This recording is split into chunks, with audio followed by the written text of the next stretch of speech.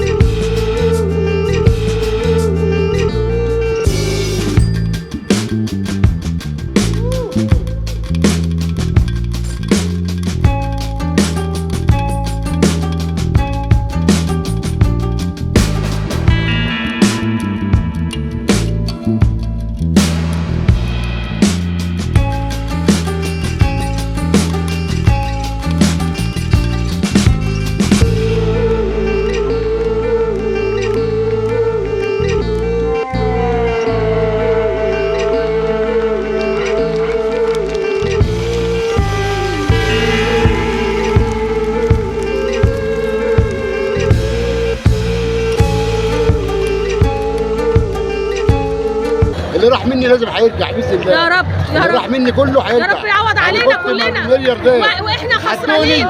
اتحدوني يا ريس عشان حزب حمايه الوطن، وهو اللي اكبر حداني.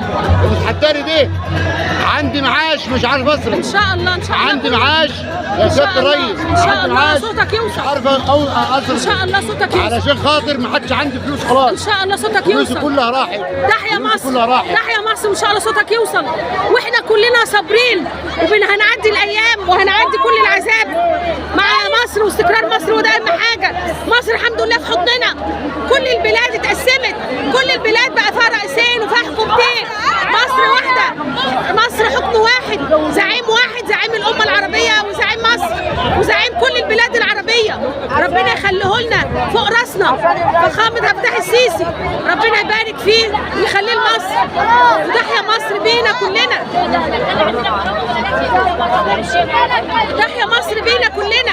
شوفوا الجمال وشوفوا الملايين اللي جايه من كل حته عشان مصر وعشان فخامه عبد الفتاح السيسي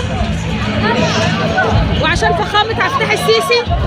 كله جاي يحييه بالامل بالحب بالاماني. كل الخير يرجع تاني لمصر. تحيا مصر بينا عزيزه ابيه. تحيا مصر ام الدنيا. واحنا معاكم في كل مكان. اوعوا تنسوا العنوان. ايمان الباز معاكم في كل مكان. اوعوا تنسوا العنوان. تحيا مصر بينا. قولي يا قلبي قولي بس باختصار. اقول عادي؟ قولي. بص انا ابني بقاله سنه. في واحده عندها مشكله يا جماعه نقدمها. ابني بقاله سنه وشهرين محبوس احتياطي. جوزك؟ ابني في كليه هندسه في ثانيه هندسه. من تحت راس ايه؟ محبوس بقاله سنه وشهرين. محبوس احتياطي في الامن الوطني. ليه محبوس ليه؟ شكوى كيديه من اهله. اهله شايلينه والامن الوطني خده لانه بقاله سنه وشهرين اهله